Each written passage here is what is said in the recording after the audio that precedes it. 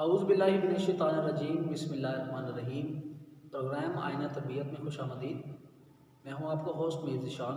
اور آپ دیکھ رہے ہیں جہانیہ ازدائی نیٹ ورک۔ آج ہمارے ساتھ جو مہمان موجود ہیں علبہ سیدہ کرن نقوی صاحبہ، اور ان سے ہم کچھ سوالات کریں گے آج انشاءاللہ، اور یہ ہمیں ان کے جوابات دیں گی۔ آپ بھی سنیں گے، میں بھی سنوں گا، اور آپ بھی سیکھیں گے، میں بھی سیکھوں گا۔ السلام علیکم جی، آئیے مدد کیسی ہیں آپ؟ ٹھیک ٹھاک ہیں جی؟ آج جو ہے ہم جاننا چاہ رہے ہیں آپ سے کہ جناب رسالت مآب کا جو شجرہ طیبہ ہے اس کے بارے میں آپ تھوڑی سی ہماری اور ہمارے ویورز کی رہنمائی فرمائیں۔ اعوذ باللہ من الشیطان الرجیم، بسم اللہ الرحمن الرحیم۔ اللہم اہدنی الا ولایت امیر المومنین الصلاۃ والسلام۔ تمام حمد و ثنا اس اللہ رب العزت کے لیے جس کو محمد و آل محمد بھی سجدہ کر کے فخر محسوس کرتے تھے، اور تمام ہم درود و سلام ذات محمد و اہل بیت علیہ السلام کے لیے جن پر اللہ اور فرشتے بھی درود بھیج کر فخر محسوس کرتے تھے۔ ذیشان بھائی، میں کیا اس خاندان کی تاریخ بیان کروں؟ پورے عرب میں ہاشمی خاندان جیسا خاندان نہیں تھا، جس کو قرآن میں اللہ تعالیٰ شجرہ طیبہ کہہ رہا ہے، اور ان کے بچے خانہ کعبہ میں آ رہے ہیں، ان کی آمد ہو رہی ہے، اور جناب جبرائیل کہتے ہیں کہ میں نے زمین و آسمان کے اتنے چکر لگائے، مجھے ہاشمی خاندان جیسا خاندان زمانے میں کہیں نظر نہیں آیا۔ اور یہ وہ طیب اور طاہر خاندان ہے جن میں پاکیزہ رشتے طے ہوئے، نکاح کی روایت اسی خاندان سے چلی، اور جناب رسالت ماں باپ کے دادا جو جناب عبدالمطلب تھے اور ان کے والد جناب ہاشم بہت ہی قادور شخصیت تھے عرب کی، اور بادشاہ جناب ہاشم ان کے لیے یہ کہا جاتا ہے کہ یہ واحد قبیلہ ہے جو اپنے جانور کو رسی بھی نہیں باندھتے تھے، یعنی اتنا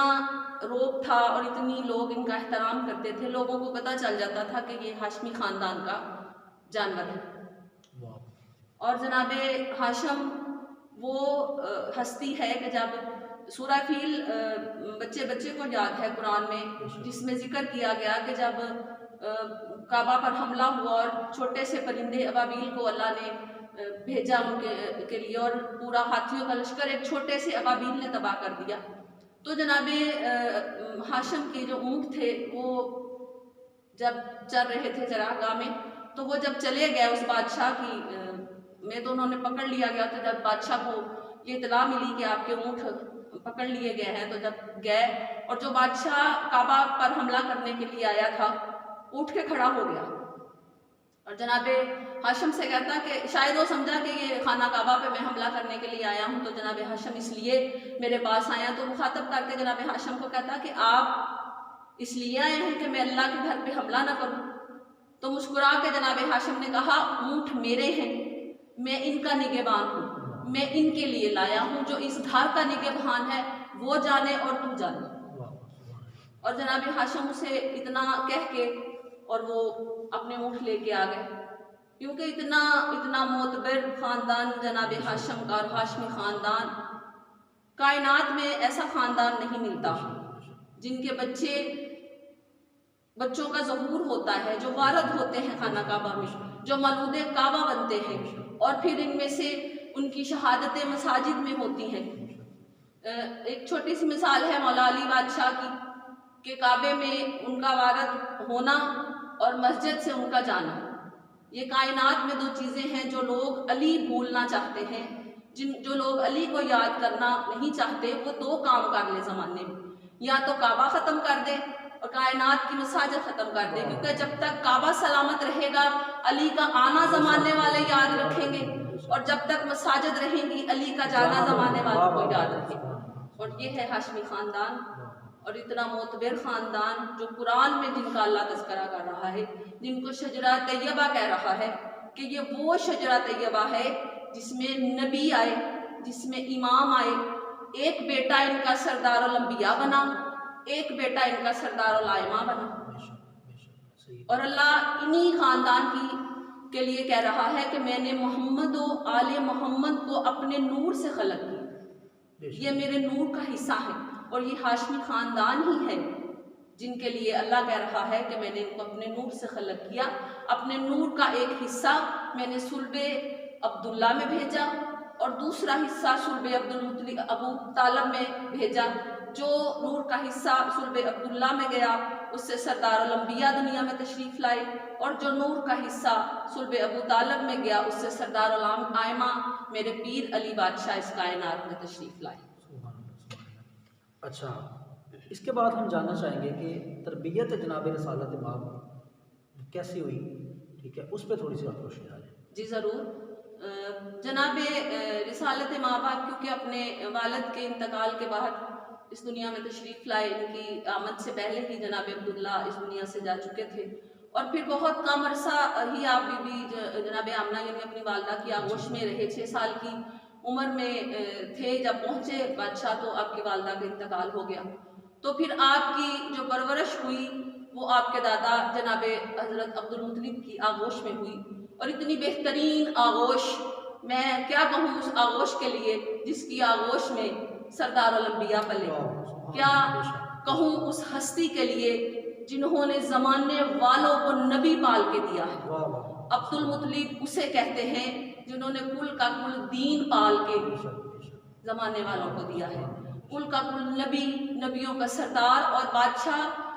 کیا کہنے میرے نبی کے اور کیا کہنے اس بادشاہ کے جو سب سے آخر میں آئے، سید الآخرین بھی بنے اور سید الاولین بھی کہلائے۔ محمد وہ ہستی ہے جو کائنات میں سب سے پہلے عابد بھی ہیں، سب سے پہلے ساجد بھی ہیں، سب سے پہلے عبادت کر کے زمانے والوں کو بتایا کہ وہ معبود ہے اور ہم عابد ہیں۔ سب سے پہلا سجدہ میرے نبی نے زمانے میں کر کے زمانے والوں کو بتایا کہ وہ مسجود ہے اور ہم ساجد ہیں۔ سب سے پہلا لقمہ کائنات میں میرے سردار نے کھا کے زمانے والوں کو بتایا کہ کوئی رازق ہے جو کائنات کی نظام چلا رہا ہے اور ہمیں وہ دے رہا ہے اور ہم کھا رہے ہیں۔ اور پھر بہترین تربیت جناب عبدالمطلب نے کی اپنے پوتے کی کہ نبی پال کے دیا،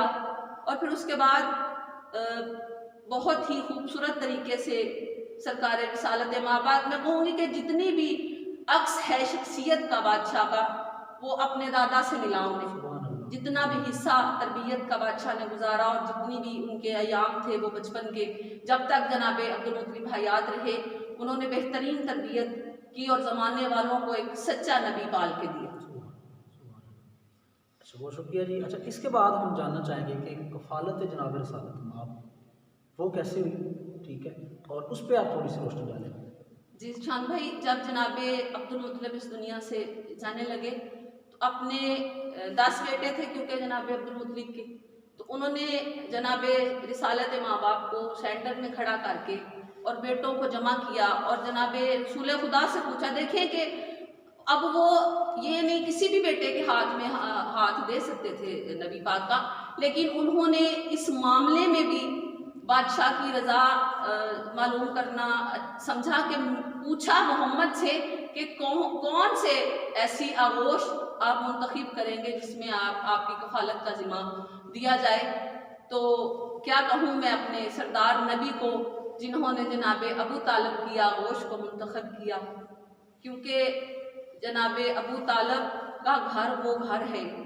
یوں کہوں کہ جناب ابو طالب نگہبان رسالت، اس طرح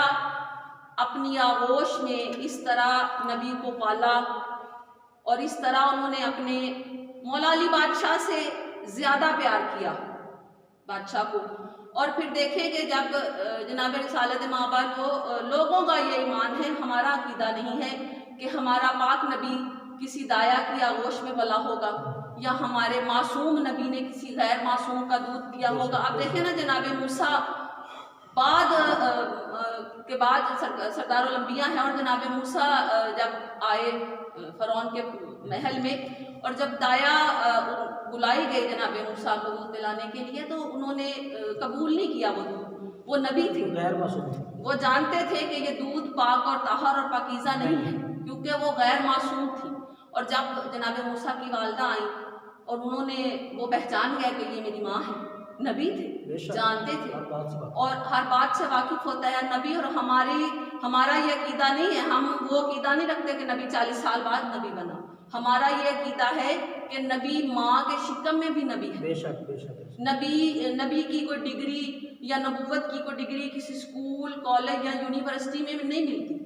نبی ماں کی آغوش میں بھی نبی ہے، نبی ماں کے شکم میں بھی نبی ہے۔ اور ہمارا یہ عقیدہ ہے کہ نبی کے ماں باپ بھی معصوم ہوتے ہیں۔ جب ایک نبی غیر معصوم کا دودھ نہیں پی سکتا، موسیٰ جیسا نبی نہیں پی سکتا، تو پھر جو سردار الانبیاء ہے